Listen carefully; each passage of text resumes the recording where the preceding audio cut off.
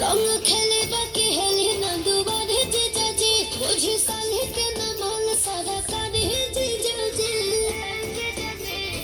हाय हाय रंग खेले बाकी हेली ना दुबारे जीजा जी बुझी साले के ना माल सारा काढ़े जीजा जी खुश नहीं जानी बड़ी मिठ बोलिया बोलिया हर सालिया देख साली रखबू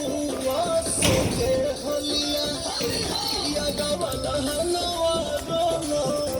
किया गवाला हलवा रोनो बाजी छवा से चलिया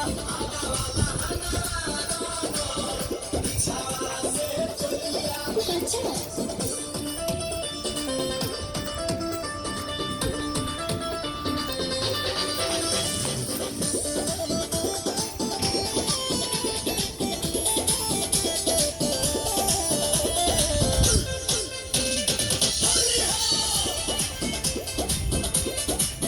बाटे चौक पे चकारी राना दादी को देबा परिया दे को देबा होगा दादी को देबा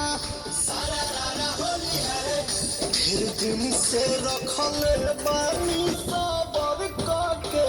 साली हो तो भर के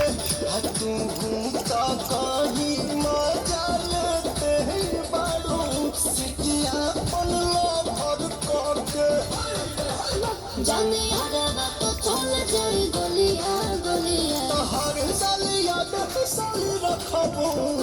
सोके होलिया किया गवाला हलवा रोनो